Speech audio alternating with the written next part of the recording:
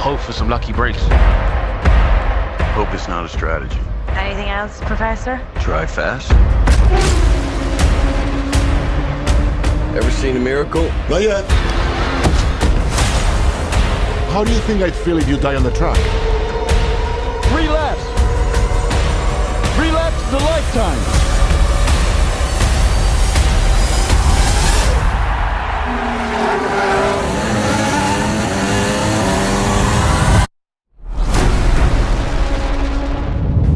I also went and saw F1 the movie. This is about Formula One racing, which if you had told me that I would go see a movie about Formula One racing and really enjoy it, I would call you crazy, because could not be further away from the target audience of this film. I do not care about racing in general, especially Formula One racing. My racing games are, Twisted Metal. That's what I like to play. I like arcade racers, and I don't watch it, don't care. But I did see that this was directed by the same director of Top Gun Maverick. It starred Brad Pitt. I really do like Brad Pitt, and I thought the trailers looked pretty cool. So I thought, heck, why not? And I was kind of blown away by this movie. I'm going to be honest. This is probably my favorite movie of the year so far. Finally, something beat Companion for me. You got Brad Pitt. He's kind of I wouldn't say retired, but he raced in Formula One when he was younger, had an accident, doesn't really do that anymore. He was doing a NASCAR race. He'd be a taxi driver, he'll do whatever.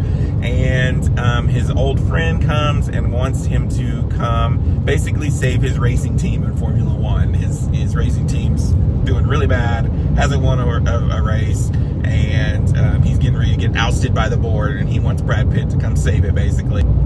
Even the NASCAR race at the beginning, or like the training lap that he does when he first gets to wherever he goes to do the F1 training race or whatever, is really well filmed. I mean, I think they really went all out on the cinematography and just putting the cameras in the right spot and filming the action. It felt very Top Gun Maverick, but in race cars. And then when you get to these epic races and stuff, it's not like your normal sports movie. Like, I felt like I was on the edge of my seat the whole time. I didn't know what was going to happen. And during the race stuff, I think the race stuff was really well done. It's worth seeing in theaters just for that. Now, is the story a little bit predictable and a little bit by the book, something we've seen in a sports movie 1,000 times? Yes, some of it. I will say there's some stuff that happens that I wasn't really expecting in this. But it's something about sports movies. I just really, every couple years, I just really connect to a good sports movie, and that's what this is. It's just a really good sports movie. You don't think about how, tough on the body it probably is to be in a Formula One race car, and it's just that goes into this in this movie, and it was just interesting to learn about. To go into something I know nothing about or care nothing about and be thoroughly entertained and then also learn stuff about it, I mean, that's just kind of a win-win for me, and that's why I like these kind of movies.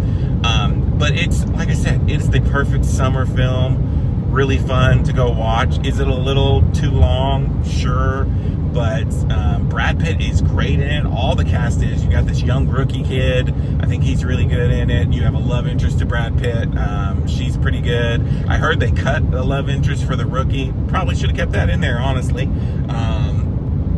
Because I will say his character is not developed as much as Brad Pitt's character is. But his chemistry with Harvey Bardem, really good. I was just happy for this whole movie. I just felt like it was a really good summer flick. A lot like Top Gun Maverick. I remember leaving Top Gun Maverick just being thoroughly entertained, and that's how I was with this film. I think I'm going to give it a 4.5 out of 5. I was almost going to give it a 5, but like I said, it's a little long. It's a little by the book.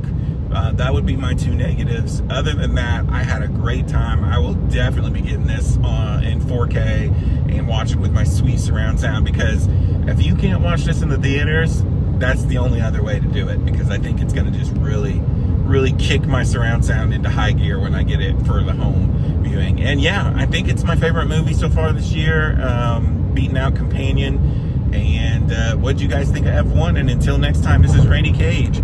Peace out.